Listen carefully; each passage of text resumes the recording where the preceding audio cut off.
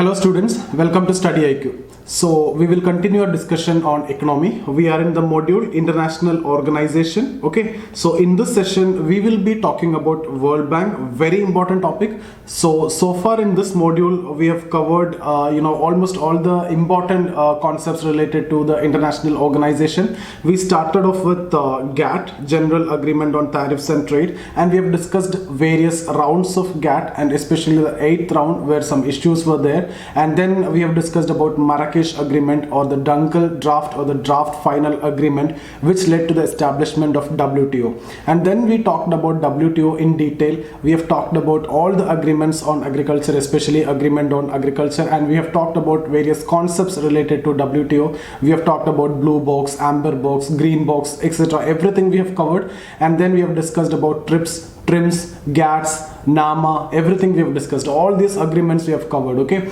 and then we have talked about certain concepts like special product, special safeguard mechanism, anti-dumping duty, countervailing duty. All these concepts we have discussed. Okay, so I don't think that you will face any problem with respect to WTO, both from your prelims as well as mains perspective. So we have done it in complete. We have never left anything for chances over there. Okay, so after that we talked about regional trade agreements, and I've told you how regional trade agreements will create trade and also divert trade. So Jacob Wiener gave this concept that it is having two impacts. One is trade creation and trade diversion. So I've explained with enough example how trade is created and how trade is diverted, and how is it supporting regionalism, and how is it opposite to WTO, that is multilateralism. But even though we are signing a lot of regional trade agreements, we are actually moving towards multilateralism, and these are the means towards achieving that multilateralism. We got stuck in many aspects when it comes to WTO.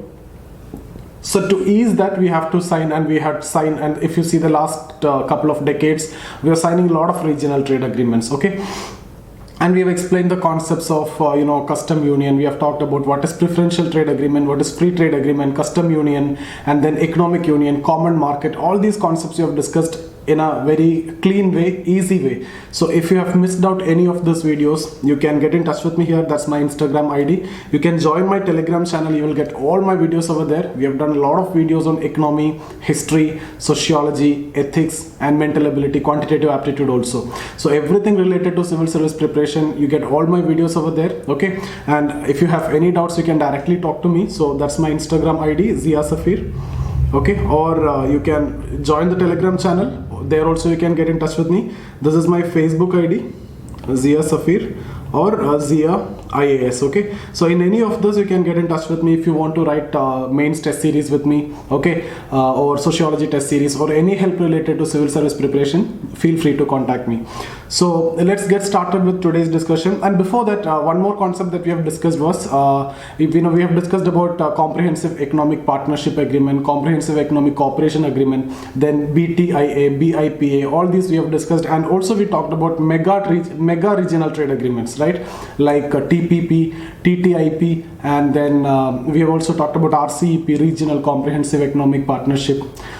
Okay, so ASEAN plus that's 6 countries with ASEAN having free trade. That's what RCEP.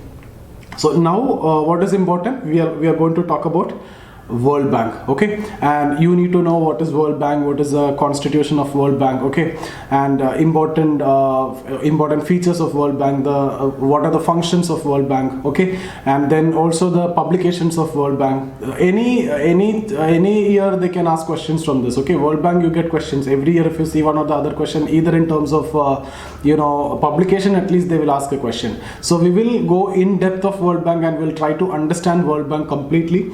So there was a conference, like when we discuss about GATT also, we have discussed there was a conference, there was a meeting in 1947 with 23 countries. So similarly here also, there was a conference in 1944, okay, in Bretton Woods. What is that? UN Monetary and Financial Conference. So UN Monetary and Financial Conference. Okay, so UN Monetary and Financial Conference, which was held in Bretton Woods, US, Bretton Woods, okay, US in 1944, and it was attended by 44 countries.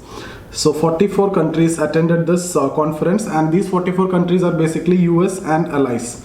So you can remember this is 1944 and 44 countries. Okay, so in this there was a proposal to establish 3 institutions. The first one was IBRD, International Bank for Reconstruction and Development. So International Bank for Reconstruction and Development. Okay, and then IBRD. Okay, IBRD, that is the first one. Second one, International Monetary Fund, IMF.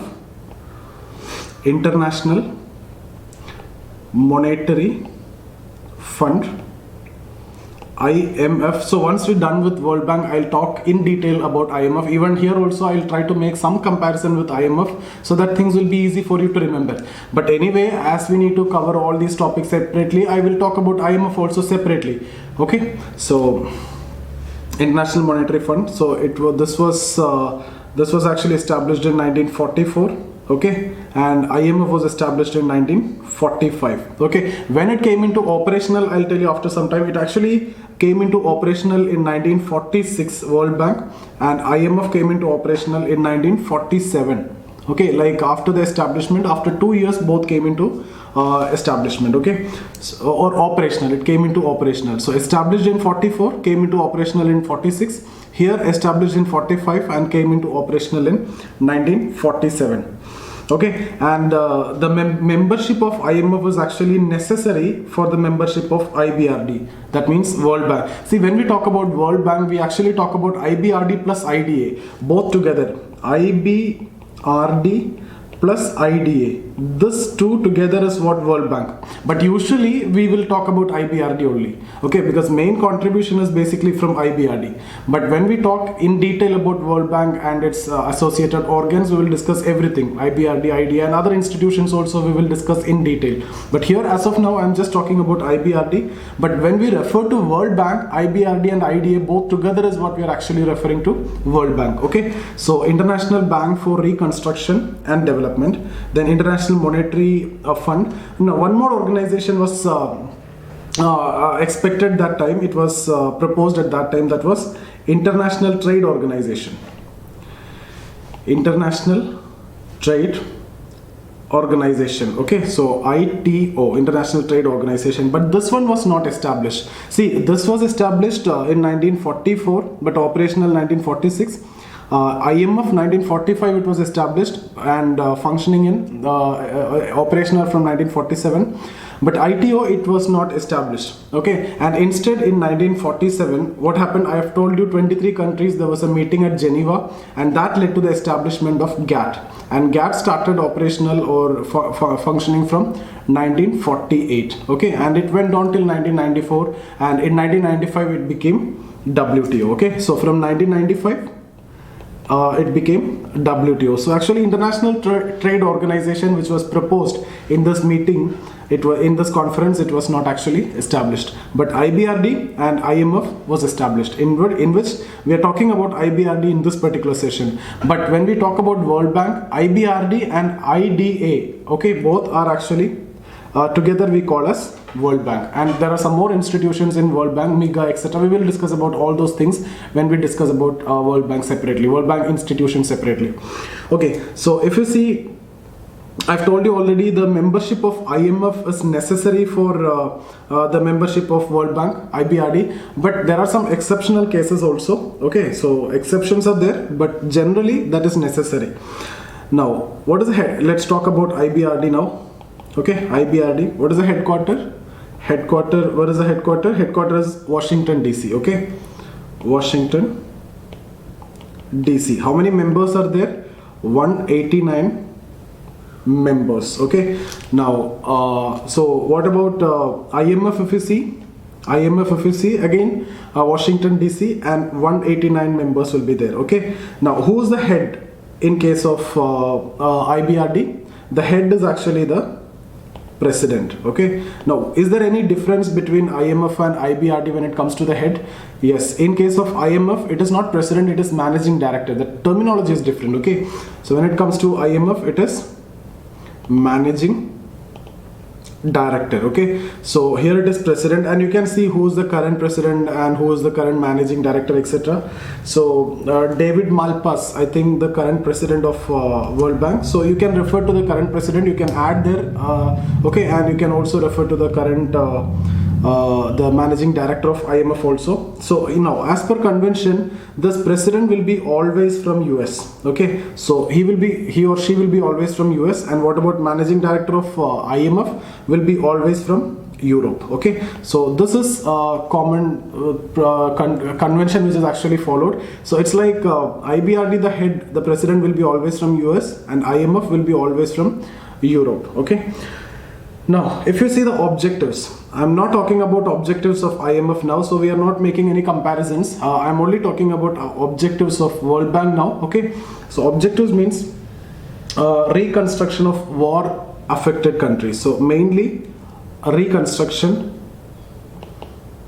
of war affected countries. So after the Second World War, it is basically to help the reconstruction of war affected countries. I'm talking about when it was established, the main objective at that time. Okay, so reconstruction of war affected countries.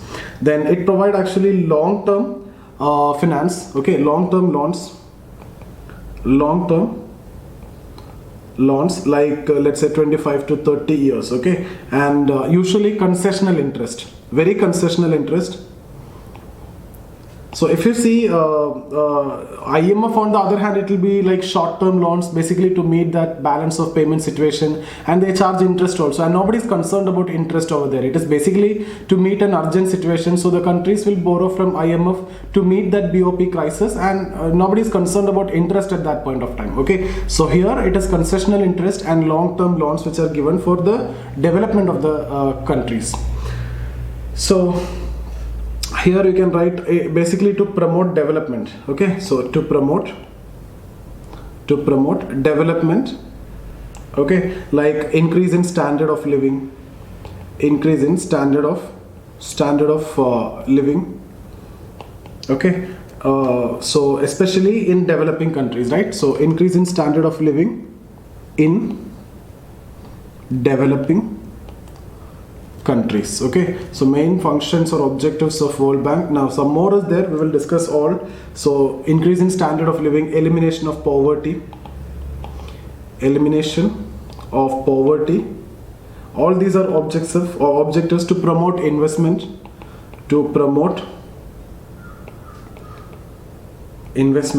in developing countries, to promote development or investment in developing countries by providing finance, technical assistance, guarantees, etc. Okay, by providing finance. So World Bank provide finance, technical assistance, guarantees, etc. Now the technical assistance, when we are talking about, this is related to what? It is related to the developmental programs. Okay, so technical assistance, also the technical assistance, apart from this investment related technical assistance, apart from that technical assistance in the developmental programs also, technical assistance related to developmental programs. Okay, environmental issues, infrastructure development, infra development. Okay, so all these are part of objectives of World Bank. So you can see here World Bank basically established at that point of time, this was the objective, reconstruction of war affected countries, and it provide long-term loans, let's say 25 to 30 years with a concessional interest, and to promote development and increasing standard of living in developing countries. Okay, elimination of poverty, okay, developing countries, to promote investment in developing countries by providing finance, technical assistance, guarantees. Then technical assistance related to developmental programs, environmental issues, infrastructure development, etc. So basically it provide most important function or objective is to provide long-term financial assistance, okay, and at a very concessional interest rate. Okay, so long-term financial assistance at a concessional interest rates. Now we need to know the source of funds. So what is the source of fund? Source of funds. In case of IMF, it is quota. Okay, so here quota and borrowing, here it is basically share capital. share capital subscribed. Okay, so subscribed share capital. So this is a most important source or first source. Then second will be the issue of bonds that I'll discuss after this. I'll explain this, and after that I'll explain that issue of bonds also. So this is a share capital subscribed by member countries. Okay, so share capital subscribed by the member countries. Okay, let's suppose if $100 is the share capital subscribed by member countries. Now you don't want to give entire $100. If it is $100 million, then also you don't want to give $100 million. What you need to give to World Bank is like this, the 2% of this. That means $2. 2% of this should be in terms of gold or foreign currencies. Gold or foreign currencies. Okay, so 2% you should be giving in terms of gold or foreign currencies.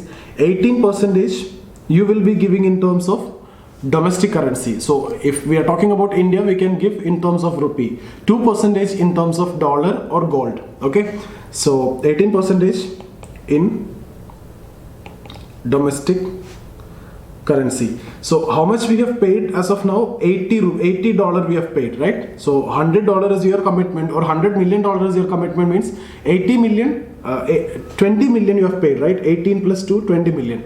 Now 80%, balance 80%, that means $80 or $80 million is actually payable on demand. If a situation arises and if it is demanded from your side, then only you need to pay. So even if you see, if your subscribed share capital is, let's say 100, you need to pay only 20. 80 will be payable on demand. If there is a demand arise, then only you need to pay. Okay, but still you have a subscribed share capital of 100, but you need to pay only 20%. Okay, so I hope you understood. So 80% payable on demand. Okay, so only 20% is what you're supposed to pay, and 80% whenever you're asked to pay, then only you need to pay. If it is asked, if it is demanded from you, then you need to pay. Okay, so this share is based on what? This share is based on world GDP, world trade, etc. Okay, so share is based on, both in case of IMF and World Bank, the share is based on world GDP, or share is based on your share in world GDP and world trade. Okay, so if you have very good GDP, then you will have a better share in World Bank. Similarly, world trade also. That's why we are so much concerned about GDP, trade, etc. More the world trade. Okay, if you have more percentage contribution in world trade, you'll get more share in the World Bank. So the share in World Bank, the share of the subscribed capital is actually connected to the share in world GDP and world trade. So this was actually a prelims question before. Okay, now second method of raising capital is, first one is share capital. So 20% will be there already with World Bank, and 80% you need to pay upon the demand. Next is issue of bonds. Issue of bonds. Okay, so this is actually the main source, right? You can, World Bank issue bonds. So this is the most important source of raising fund. Anyway, that 20% will be there with the World Bank if from the subscribed share capital, and 80% is available upon demand. But the main source of fund is actually issuing bonds. Okay, so actually RBI, not RBI, the World Bank sell bonds in the international financial market. So IBRD basically sell bonds in the international financial markets, and who can buy that? Mainly financial institutions can buy this bonds. Okay, so IBRD sells in international financial markets, and financial institutions can buy these bonds. So this is actually the main source of fund for World Bank. Okay, so I hope you understood what all important points that we have discussed. What we have discussed is this. It was established in 1944 and came into operational in 1946. Okay, and apart from that, headquarter we have discussed. Head is the president. Okay, objectives: reconstruction of war affected countries, long-term loans, okay, long-term financial assistance for developing countries at a concessional interest rate, and to promote development in developing countries by improving the standard of living, elimination of poverty, to promote investment in developing countries by providing finance, technical assistance, guarantees, etc. Technical assistance related to developmental programs also, like for example in our chapter on poverty and inflation also I have referred to a study conducted by World Bank related to MGNREGA, right? We have discussed about this, okay? So according to World Bank, the main reason for increase in food inflation is actually MGNREGA, and in fact it is actually a good thing. It is actually reflecting the success of MGNREGA in removing hunger.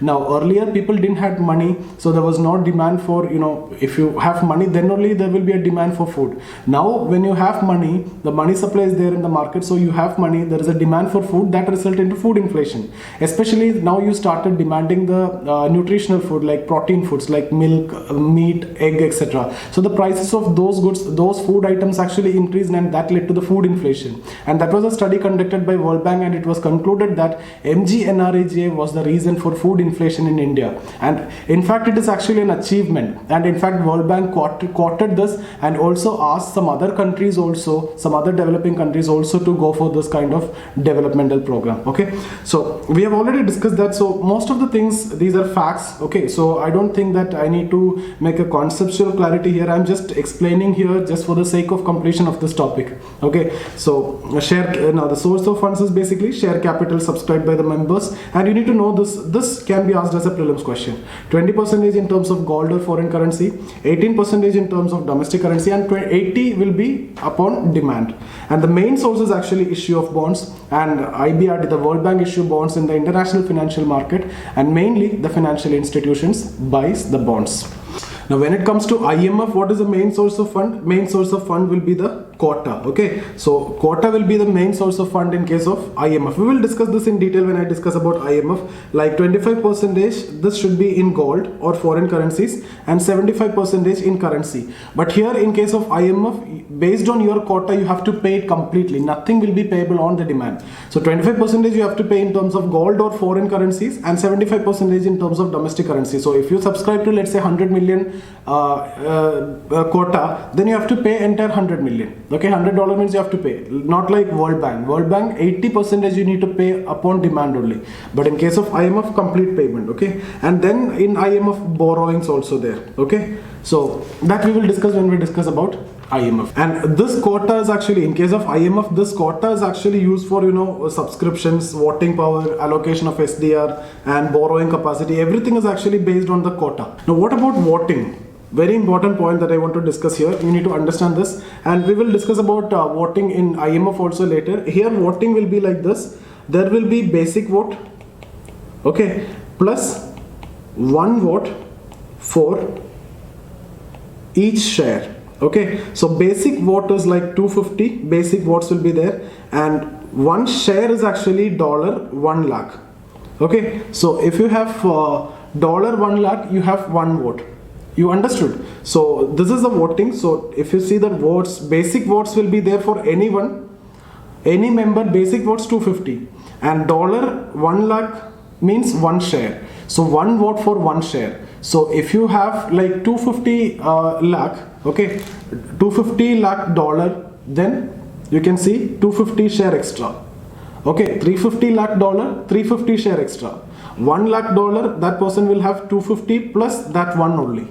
If you have 250 lakh, then 250 plus 250, like that it will go. Okay, so this can be like, it depends on the, this is very less actually, 250, this is very less actually.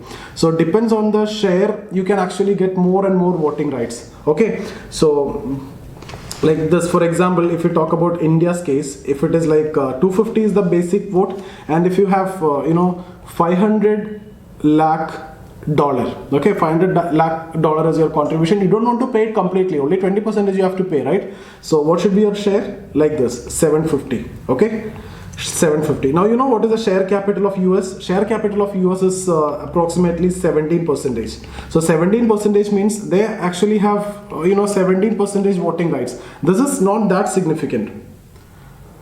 Okay, so this one is not that significant. So what is actually the demand? Increased basic vote. This is actually the demand of this is actually the demand of the small countries. Okay, the basic vote, this portion has to be increased. If you see US, the 17% voting share, why? because 17% contribution is there. Okay, so basically if you see here, this is going to be so huge for US. This remains same for all the countries, 250. So the demand for developing countries and the small countries is basically to increase this part, basic vote. Okay, so I hope you understood. Now this is how the structure, the president, I've told you, in case of World Bank there will be a president, there it was managing director. So president, then below that board of directors, board of governors. Okay, board of governors. See, board of governor, every member country have to send two official, one governor and an alternate governor. So every member country have to send this. And who's the governor? From India's side, it is always the finance minister. Okay, so from finance minister is the ex officio governor in this board of governors, from who's representing India. So this is an ex officio governor from India. So who's that? Finance minister. And who will be this? The head of RBI, that is RBI governor.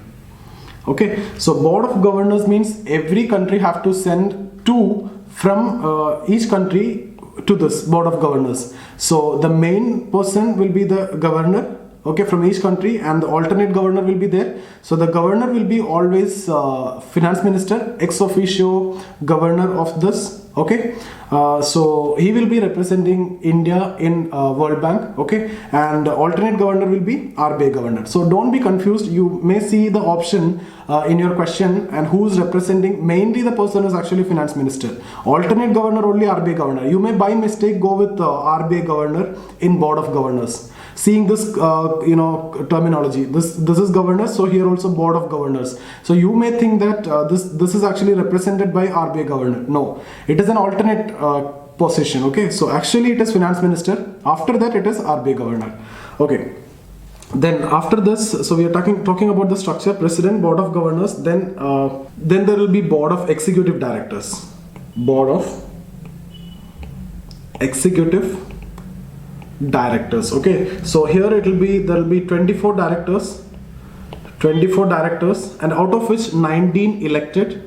You need to know all these minute facts, and 5 will be nominated by the 5 large quota holders. So here 5 will be nominated by like 5 people who's having maximum subscribed capital, like US, etc. Okay, so 5 will be nominated. Now who is nominating? Will be nominated by the 5 large quota holders.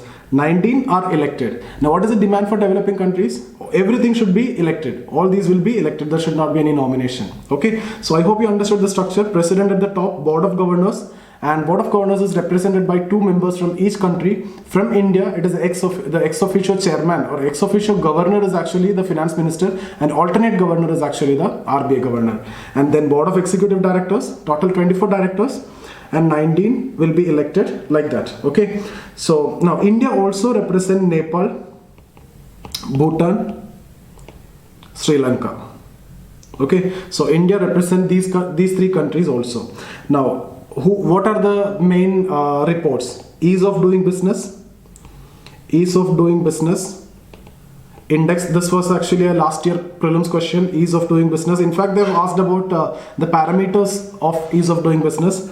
And then global economic prospects, global findex database, logistics price index. Okay, so global economic prospects, global findex database, and logistic price index. So you can note down that. So I hope that's done. If you have any doubt, you can get in touch with me here. That's my Instagram ID. Okay, so that's about the session. I hope you understood everything that we have discussed today. If you have any doubt in any of the videos that we have discussed so far, you can get in touch with me here. That's my Instagram ID. Okay, or you can join the Telegram channel. You will get all my videos over there. Everything is there. Or you can see here, this is a Telegram channel, or this is the Instagram ID. These 2 are my Facebook page. You can get in touch with me in any of this. If you want to learn economy with me, or history with me, or general studies, any subjects, you can, if you need regular classes, you can get in touch with me, or the online classes are available with StudyIQ. You will get all those classes. Still, you will get my YouTube videos in this Telegram channel. Okay, so I hope you understood everything that we have discussed. So see you guys. Thank you.